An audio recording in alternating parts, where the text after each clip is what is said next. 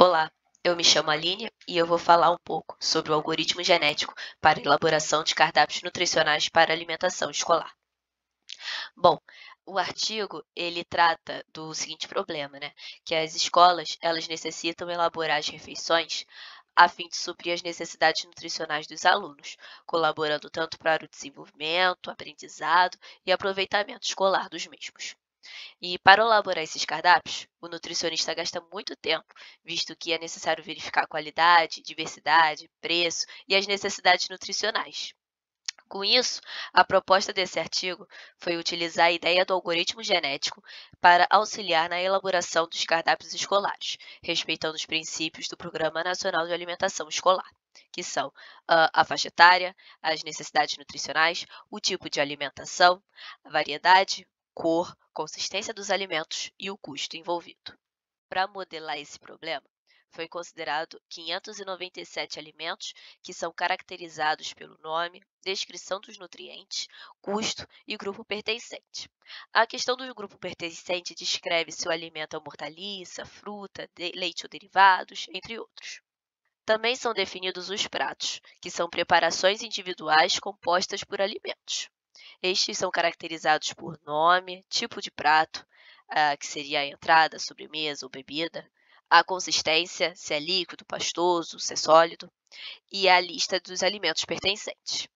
As refeições são conjuntos dos pratos e podemos considerar, dentre eles, de jejum, almoço, lanche e jantar. O algoritmo genético também considera as referências nutricionais, que indicam a porcentagem necessária de nutrientes por dia. A partir dessas definições, podemos estabelecer o conceito de cardápio, que é um conjunto de refeições, considerando a quantidade de dias. Por exemplo, aqui nessa figura A, nós temos um cardápio elaborado para 2 dias, e para cada dia vamos ter um conjunto de refeições. Dentro de cada dia existe uma lista de tipos de refeição, que no caso é de jejum, almoço, lanche e jantar.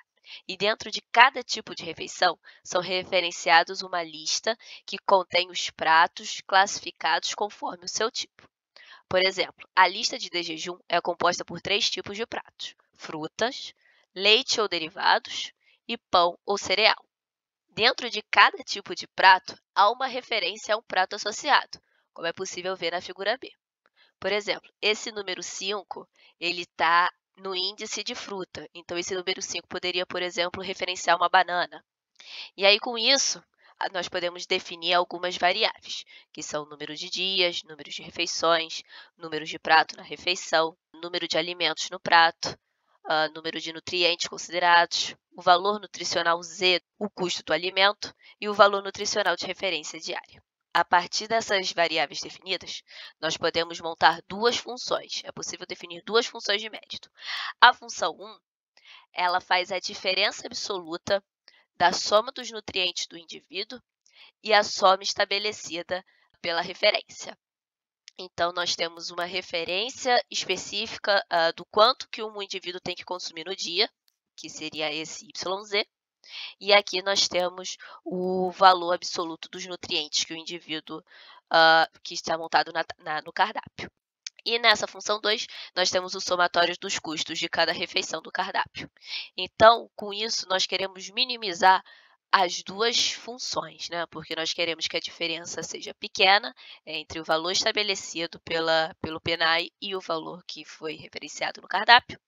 E o custo também nós queremos que ele seja mínimo. Entretanto, essas funções elas possuem algumas restrições, né? Que no caso elas foram definidas pelo PNAE por conta da cor, consistência, variedade e do limite de custos. Por exemplo, quando você tem a refeição de um almoço, por exemplo, você quer que o prato seja bem colorido, porque isso mostra que a refeição ela é equilibrada e saudável. Então, você tem que penalizar aqueles cardápios que possuem uma repetição de cores associadas, né? E também com a consistência, por exemplo, onde você não pode ter mais de um prato líquido ou pastoso.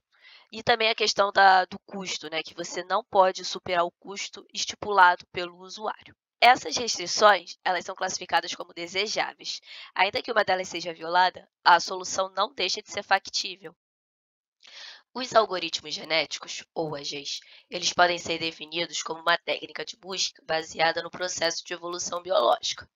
Então, a partir de uma população inicial, nós vamos ter operadores de seleção, mutação e cruzamento, que serão introduzidos para evoluir essa população a fim de encontrar as melhores soluções. E aí, com isso, nós conseguimos elaborar o nosso algoritmo genético. A população inicial, ela é gerada de forma totalmente aleatória. Para cada refeição, nós geramos os valores aleatórios de acordo com o tamanho da lista.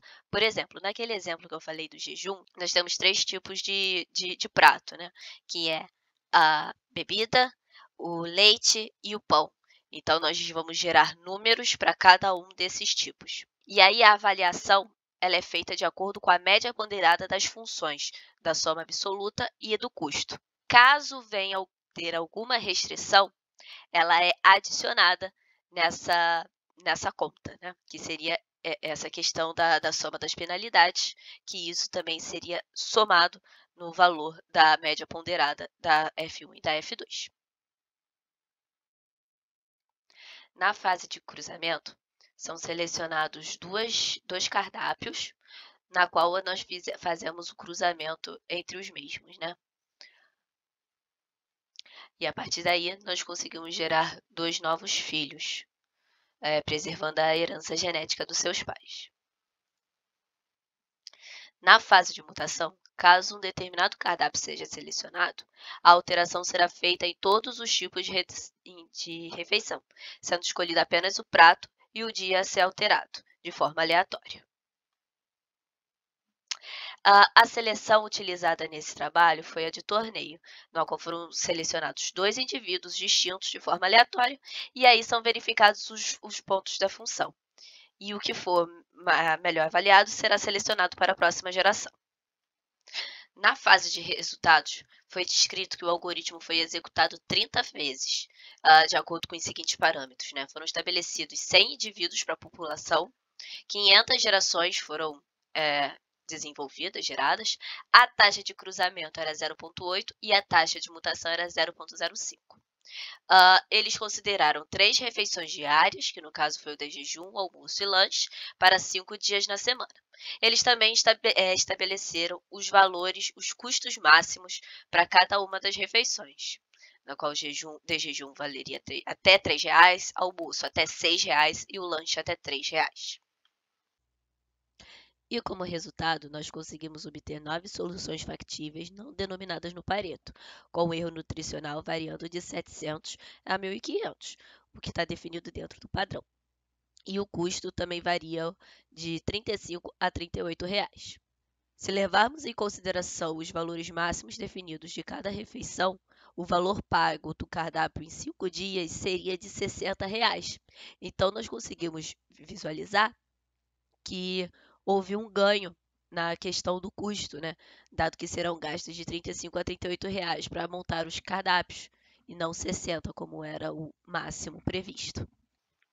Com isso, nós podemos concluir que o algoritmo genético funcionou de forma eficiente para resolver o problema da elaboração, considerando que antes o nutricionista levava horas ou até dias para poder montar um cardápio interessante, com bastante diversidade. O algoritmo ele oferece as melhores soluções que foram encontradas. Então, podemos dizer que o objetivo proposto foi atingido e as restrições estabelecidas pelo governo foram respeitadas. Muito obrigada pela atenção.